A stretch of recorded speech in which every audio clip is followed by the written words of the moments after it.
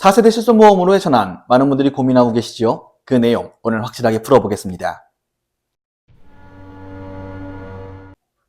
안녕하십니까? 슬기로운 금융교육 강석환입니다. 많은 분들이 실손보험을 이제 4세대 실손보험으로 전환할지에 대해서 고민이 많은데요. 그 이유 중에 한 가지는 실손보험은 모두 다 갱신형으로 되어 있기 때문에 보험료가 지속적으로 올라가는 것, 그 이유가 가장 큽니다. 그러면 실손보험에 대한 과거의 내용과 현재의 내용, 어떠한 변화가 있었고 가장 큰 차이는 무엇일까 한번 확인해 보겠습니다. 화면을 보시면 1세대부터 지금의 실손보험까지 쭉 변천사를 한번 띄워봤는데요. 많은 분들이 알고 계시는 것처럼 과거의 실손보험 같은 경우는 이제 보장률이 더 높습니다.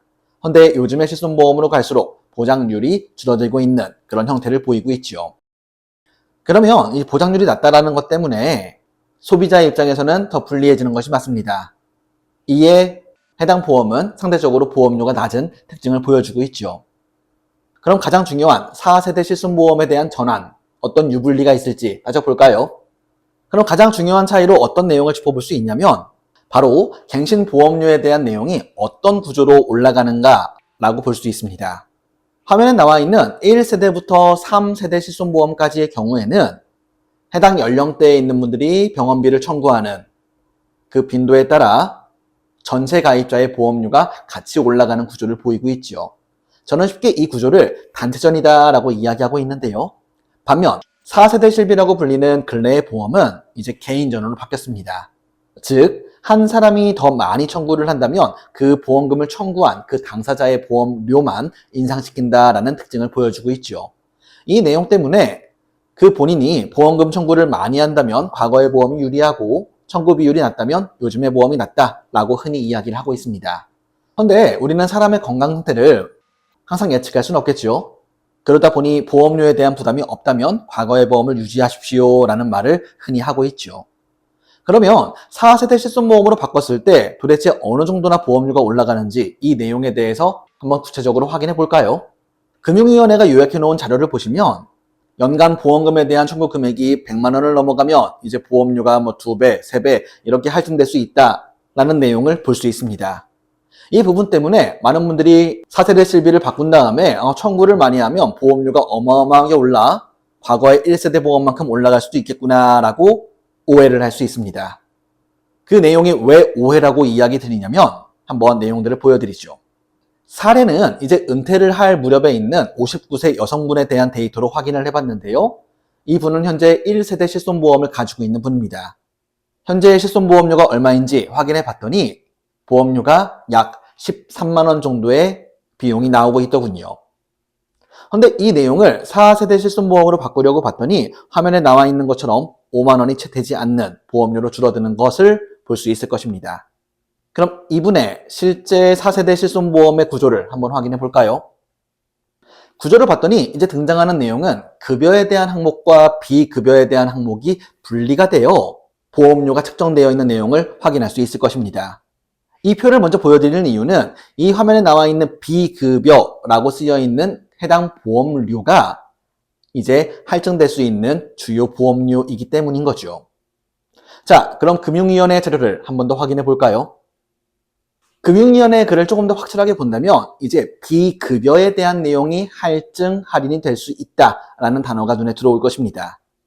그리고 또 하나의 중요한 포인트는 이 비급여로 인한 할증 요율은 1년간만 유지되며 1년 이후에는 다시 제자리로 돌아간다라는 문구가 눈에 들어오실 건데요. 첫 번째 케이스를 놓고 보면 7,500원이었던 이제 비급여에 대한 보험료가 100% 할증이 되어 15,000원이 되는 것을 볼 수 있습니다. 그럼 우리는 이제 15,000원이라는 이 보험료가 기본값이 되겠네 라고 생각할 수 있는데요. 그렇지가 않다는 거죠.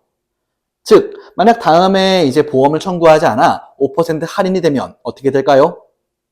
네, 맞습니다. 15,000원을 기준으로 하는 것이 아닌 다시 7,500원에 5%가 할인되는 그 구조라고 봐주시면 좋겠습니다. 이에 비급여에 대한 청구 금액이 많은 분들은 보험료가 3배 이렇게도 올라갈 수도 있습니다. 다만 그 기준은 전체 보험료의 3배가 아닌 비급여 보험료에 관련된 이 내용만 인상된다라는 것인 거죠. 만약 그분이 청구를 해가지고 금액이 쭉 올라갔다가 하더라도 그 다음에 청구 이력이 또 없다면 다시 또 인하가 될 수 있는 점, 이 부분은 합리적으로 보입니다. 만약 4세대 실손보험의 보험료가 껑충껑충 무한정 올라가겠네 라는 걱정으로 전환을 꺼리고 계신다면 이 기준에 대해서 확인해 보시고 의사결정을 하시면 좋겠습니다. 제가 실무적으로 드리는 이야기는 아까의 사례에서 59세 여성분이라면 이분의 경우는 월에 13만 원 정도, 연간 150만 원이 넘는 보험료를 내고 계시겠지요? 만약 이분이 4세대 실손보험으로 전환한다면 월에 5만 원을 잡더라도 연간 60만 원 정도의 비용이 발생할 것입니다.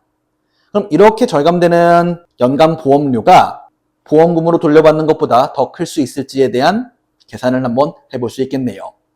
그래서 이러한 부분을 가지고 한번 판단을 해보시면 좋겠고요.